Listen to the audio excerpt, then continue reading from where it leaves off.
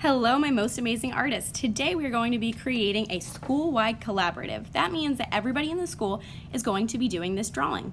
So the first thing you do when you get your table and your bucket is you grab a piece of paper and you write your name. Something important you also need to write is your class code. No, don't actually write your class code, but write the first letter of your teacher's name with the number of the grade you're in. Then flip it over. You might want to start out in pencil. Today we're going to be drawing a self-portrait, which is a picture of the best looking kid we know, and that's you.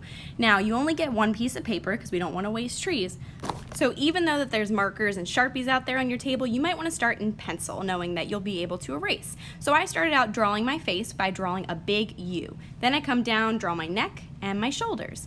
After I draw my neck and my shoulders, I'm going to give myself some eyes. I draw an arch, and I go ahead and I could flip it over to finish that arch or that curve. I draw circles for my eyes. I need a pupil, which is the middle of the eyes, just a dot.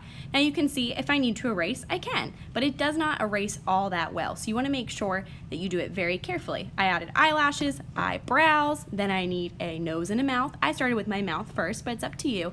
Show yourself how you are today. If you're really happy and that's how you want the whole school to see you, because remember, these will be on display all together in a mural. You need some ears, you need some hair, and then you need to make sure that you do something in your background after you do all of those things. So I'm going to go ahead and start outlining in Sharpie. When you're outlining in Sharpie, make sure you work slow and carefully, outlining all your pencil lines. When you're done outlining, you can take an eraser to erase your pencil lines if you want to make it a little bit neater, but that's up to you. Something else that you need to make sure that you do is add a background, and I think that's the next thing that I'm going to do. Remember, these are going to be monochromatic self-portraits, which means one color. You will be using the color of the table team that you're sitting at. This will be your table team that you sit at next week too, unless we need to make any changes. So make sure that you only use that color. So I'm sitting at the purple team today, so I'm going to use the purple materials to color in my monochromatic, one color self-portrait. Now, that does not mean I just go ahead and color the whole thing in purple. I'm going to take my time and use colored pencils, marker, and crayons to color in that space, and you'll see that in just a second. Right now I'm erasing those lines. So after erase, I'm ready to color in my face. I'm starting out using colored pencil on my face.